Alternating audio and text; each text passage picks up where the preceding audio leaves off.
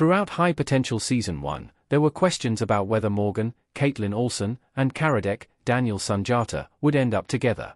The two are complete opposites at first, but they soon find common ground. While their brains don't quite work in the same way to retain information, they do connect mentally when it comes to working cases and not letting them go. This allowed the two to connect on a more personal level thanks to the High Potential Season 1 cases, opening the door for a potential romance. When it didn't happen as High Potential Season 2 was confirmed, there was hope that the romance would develop then. However, Kaitlin Olson has made it clear that we may not want to set ourselves up for expectations on that front.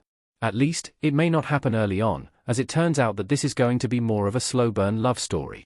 To be honest, that could be the best option for the entire series. Morgan and Karadec relationship in High Potential explained. From dislike to a platonic friendship. When Morgan and Karadec first met each other in the High Potential series premiere, they didn't like each other. The dislike was more from Karadec's side of the partnership, as a cop who plays by the rules and follows expected standards. As Morgan came in with her own ideas and messed up the suspect board, he felt that her lack of professionalism was going to cause far too many issues, not respecting her lack of respect for procedure. Then Morgan proved that while she wasn't a cop, and she didn't follow the rules like one, she did always do what was best for the victim. Her focus was on solving the puzzles, and she would spend hours thinking through one little piece of the jigsaw.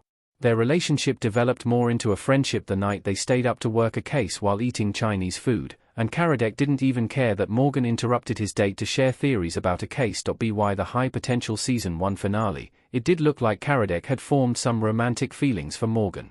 By remembering small items that she liked and were meaningful to her, he showed that Karadec is the perfect match for Morgan. Karadec's actions tend to be something a person does when they love them.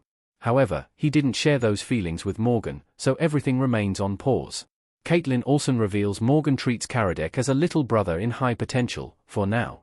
This doesn't rule out romance in the future. Karadec and Morgan sitting together in High Potential. When speaking with TV Insider, Olson shared a disappointing update about the potential romance in High Potential Season 2. It doesn't look like it will happen for now, as Morgan doesn't look at Karadec in that way.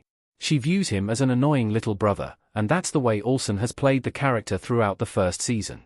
It's the way she will continue to play this in the second season. Olson also went into how she follows everything that is said about the couple on social media, and how much fun that is.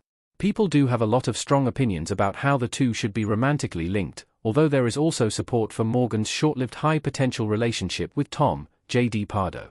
Right now, it appears we'll have to wait for High Potential Season 3 to get an answer as to whether one or any romantic relationship will happen, assuming we get it.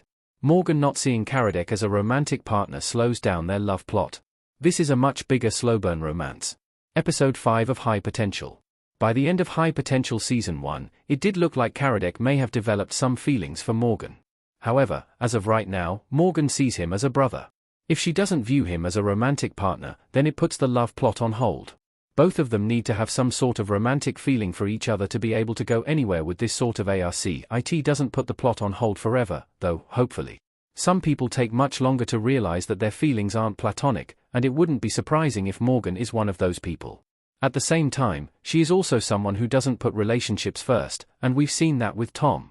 The case will always come first for her, so the idea of her seeing something more than a sibling relationship with Karadec doesn't make sense.